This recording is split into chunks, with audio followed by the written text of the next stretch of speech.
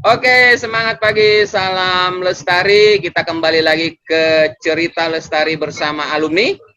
Di samping saya sudah ada Kuku R, Kuku Rahmatullah, salah satu alumni teknik lingkungan yang cukup senior.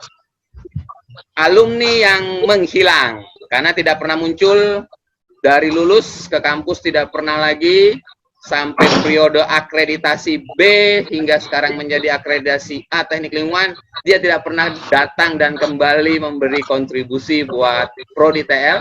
Sampai hari ini saya menemukan dia di akun Instagramnya dan kita bikin jadwal, alhamdulillah bisa. Kemana saja, Kuku? Halo rekan-rekan mahasiswa ya. Adik-adik mahasiswa, perkenalkan saya Kuku, alumni Teknik Lingkungan Unmul 2008. Sebenarnya nggak menghilang juga sih. Sempat beberapa kali main ke kampus, minta tolong ke kampus juga, ke beberapa dosen terkait pekerjaan. Kemudian memang setelah 2 tahun lulus di Samarinda, dapat amanah untuk pindah ke Jakarta. Seperti itu, kemudian bertahan di sana selama hampir 6 tahun untuk untuk mengelola beberapa lapangan. Dan kebetulan lapangannya tersebar dari Sumatera, Kalimantan, sampai ke Papua. Dan sekarang sebenarnya kembali lagi ini ke Kalimantan, gitu, mendekatkan diri dan membawa misi untuk memberdayakan insan lestari di Kalimantan Timur. Seperti itu. Udah berapa tahun itu di lapangan? Kalau nggak salah ini lapangan oil and gas ya? Iya, benar, oil and gas. Jadi pertama kali kenal oil and gas itu sebenarnya dari program kampus juga. Jadi pada program di kampus bekerja sama dengan SKK Migas Kalsul untuk memberikan kesempatan kepada mahasiswa-mahasiswa yang terpilih untuk mencoba bekerja semacam praktek gitu Pak, dan itu selama 6 bulan. Jadi lumayan untuk mencari pengalaman, belajar masuk ke dunia kerja, kemudian menerapkan secara langsung ilmu yang sudah didapat. Gitu Pak. Itu istilahnya dulu apa itu yang magang 6 bulan tuh? Kalau nggak salah itu nyebar, ada yang ke Paiko, ada yang Pertamina RU5, ada yang ke Badak. Itu istilahnya apa itu kemarin tuh ya? Cooperating program. Yes, co-op. Sangat bermanfaat menurut Kuku. Sangat bermanfaat Pak. Jadi membuka wawasan, membuka relasi, menambah pengalaman, penerapan di dunia kerja seperti apa. Ya, mengenal dunia luar lah Pak, di luar kampus. Itu pintu utama Kuku hingga konsisten hingga sekarang di jalur oil and gas ini? Bener Pak. Tidak, setahu saya tidak semua teman-teman yang ikut co-op itu bisa tetap mendapat rezeki di jalur ini. Artinya ya, selama co-op berarti mentor Kuku berhasil melihat ada sesuatu. Artinya ada sesuatu dalam hal ini mungkin skill komunikasi atau kemampuan bekerja yang Kuku miliki atau seperti apa? Kebetulan saya ditempatkan di bagian yang sesuai gitu Pak, kan seorang teknik lingkungan, kemudian ditempatkan di HSE kemarin di divisi Enviro, dan diajak untuk bekerja ketika itu adalah proper Pak. Nah, proper itu kan cukup luas ya jangkauannya ya, ada air, ada limbah B3, udara, dan lain sebagainya. Nah itu yang mungkin dilihat, oh ini anak punya basic yang oke nih, tinggal dikembangkan lagi, diberi arahan dan dipoles untuk diberikan kepercayaan yang lebih dalam membantu perusahaan dalam memenuhi kriteria proper. Seperti itu. Itu awalnya Pak. setelah selesai itu kan statusnya masih mahasiswa.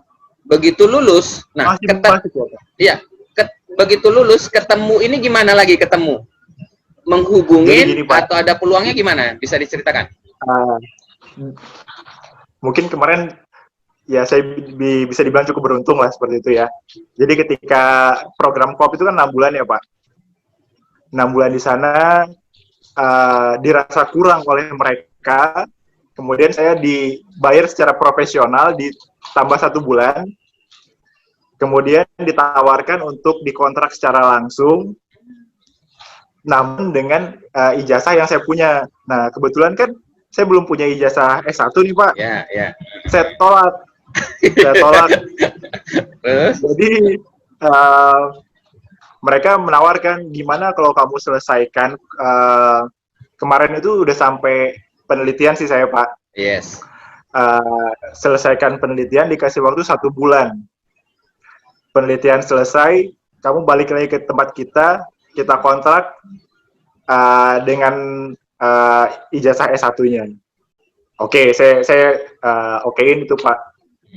Ditantang seperti itu, ya udah saya kerjain penelitian, saya kebut semuanya. Belum selesai juga sih sebenarnya, cuman setelah sebulan mereka panggil lagi dan saya diizinkan tetap untuk bolak-balik ke kampus untuk mengurusi administrasi, kemudian ada sidang, wisuda dan sebagainya. Mereka memberikan dispensasi seperti itu.